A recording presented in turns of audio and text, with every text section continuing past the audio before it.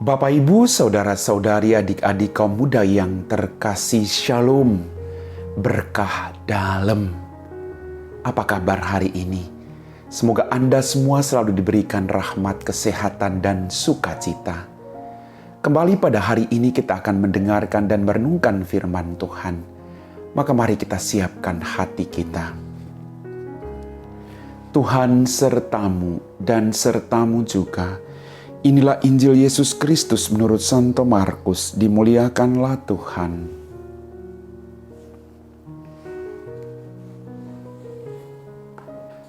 Setelah Yesus dimuliakan di atas gunung, Ia dan murid-muridnya melintasi di Galilea. Yesus tidak mau hal itu diketahui orang, sebab Ia sedang mengajar murid-muridnya. Ia berkata kepada mereka, Anak manusia akan diserahkan ke dalam tangan manusia dan mereka akan membunuh dia. Tetapi 3 hari setelah dibunuh, ia akan bangkit. Mereka tidak mengerti perkataan itu, namun mereka menanyakan kepada Yesus. Kemudian tibalah Yesus dan murid-muridnya di Kapernaum. Ketika sudah di rumah, Yesus bertanya kepada murid-murid itu, apa yang kamu perbincangkan tadi di jalan? Tetapi mereka diam saja, sebab di tengah jalan tadi mereka mempertengkarkan siapa yang terbesar di antara mereka. Lalu Yesus duduk dan memanggil ke-12 murid itu.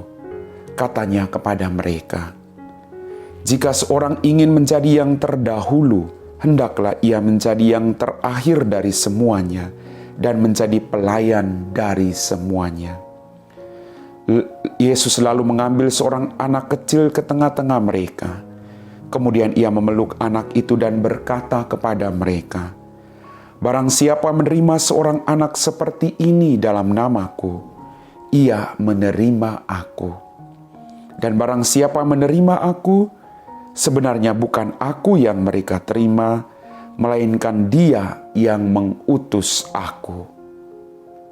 Demikianlah sabda Tuhan. Bapak, Ibu, saudara-saudari, adik-adik kaum muda yang terkasih, selamat berhari Minggu. Dalam bacaan Injil pada hari ini, kita diingatkan bahwa keinginan untuk menjadi yang pertama atau menjadi pemimpin bukanlah hal yang salah, tetapi sangat manusiawi. Namun, kita sebagai murid Yesus diingatkan bahwa menjadi yang terbesar berarti harus menjadi pelayan dari semuanya. Inilah yang dikehendaki oleh Yesus. Dan inilah yang telah dicontohi oleh Yesus bagi Anda dan saya. Dia putra Allah. Dia mengambil kerendahan untuk melayani Anda dan saya. Dia sudah memberi teladan yang sungguh luar biasa. Apakah kita mau melakukan itu hal yang sama dalam kehidupan kita atau tidak? Maka Injil hari ini merupakan suatu kritikan yang pedas dan juga menyelamatkan bagi setiap kita yang menganggap diri kita sebagai murid-murid Kristus.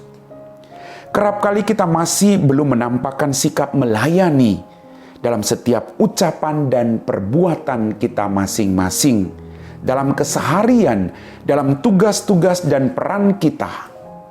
Oleh karena itu, kita harus berani untuk mendengarkan pengajaran Yesus, kemudian memeriksa batin kita masing-masing. Dan secara jujur, pada hari ini kita berjuang untuk mengakui kelemahan diri kita dengan penuh kerendahan hati, agar kita dimampukan untuk mengerti dan melaksanakan kehendak-Nya. Bapak, Ibu, saudara-saudari, adik-adik kaum muda yang terkasih, menjadi pelayan berarti melakukan tindakan melayani orang lain dalam nama Yesus. Kita harus berani melayani seperti Yesus menyambut seorang anak kecil. Artinya, kita harus punya banyak waktu untuk orang-orang kecil. Mau direpotkan, sabar menghadapi banyak kesalahan dan kekurangan mereka, membimbing serta mengasihi mereka tanpa pamrih. Demikian juga lah yang harusnya kita lakukan seperti murid Yesus dalam setiap tugas peran kita selama kita masih hidup di dunia ini. Bapak, Ibu, saudara-saudari, adik-adik kaum muda yang terkasih, Yesus telah memberikan hidupnya untuk para muridnya. Dia juga mau direpotkan. Dia sabar menghadapi kelambanan dan setia membimbing kita semua untuk mengerti kehendak-Nya. Dia selalu mengasihi kita tanpa pamrih, sekalipun kita jatuh terus-menerus dalam salah dan dosa yang sama. Tapi Dia begitu sabar untuk menanti pertobatan yang kita lakukan.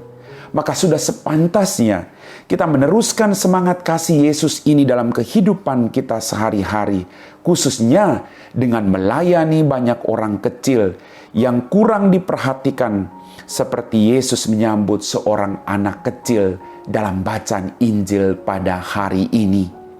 Menjadi yang terdahulu, terbesar atau pemimpin harus sebagai pelayan dalam segala-galanya. Kita berjuang dalam kehidupan kita untuk membuka diri kita. Kita mohon rahmat dari Tuhan agar kita punya kerendahan hati untuk mau melayani semua orang yang Tuhan percayakan kepada kita. Melayani, sekali lagi, berarti kita mengorbankan banyak hal, waktu, tenaga, pikiran, perasaan. Tapi semua itu sudah dilakukan oleh Tuhan kita Yesus Kristus. Maukah Anda melakukan hal yang sama dalam kehidupan tugas pelayananmu? Mari kita mohon rahmat Roh Kudus membantu kita semua. Amin. Bapak, Ibu, saudara-saudari, adik-adik kaum muda yang terkasih, kita telah diteguhkan oleh firman Tuhan. Yesus mengingatkan kita, kalau kamu ingin menjadi yang terbesar, hendaklah kamu menjadi pelayan bagi semua orang. Kenapa demikian? Karena kita harus pertama-tama menjadi contoh bagi orang lain. Hidup kita itu harus menggarami orang lain, agar orang merasakan itu. Kita itu adalah cerminan bagi orang-orang yang ada di sekitar kita. Maka mari kita berjuang untuk bangkit dari setiap kelemahan kita. Kita belajar dari kegagalan kita untuk menjadi pribadi-pribadi yang baik. Pribadi-pribadi yang siap dipakai oleh Tuhan. Kita siapkan hati kita untuk berdoa. Dalam nama Bapa dan Putra dan Roh Kudus. Amin. Ya Tuhan Allah Bapa kami dalam kerajaan surga. Terima kasih Tuhan atas rahmat kehidupan. Terima kasih atas setiap mujizat-mujizat-Mu yang terjadi dalam kehidupan kami. Ampunilah semua dosa-dosa kami. Berikanlah kami selalu rahmat untuk setia melayani Engkau dalam diri sesama yang membutuhkan kami. Tuhan, kami bukan orang yang sempurna, tapi kami percaya ketika kami bekerja sama dengan Dikau, rahmat-Mu mengalir dalam kehidupan kami. Berkatilah semua orang yang saat ini sedang mengharapkan belas kasih-Mu. Kami puji Engkau Bapa, kini dan sepanjang segala masa. Amin. Tuhan sertamu dan sertamu juga. Semoga kita sekalian diberkati oleh Allah yang Maha Kuasa, dalam nama Bapa dan Putra dan Roh Kudus. Amin.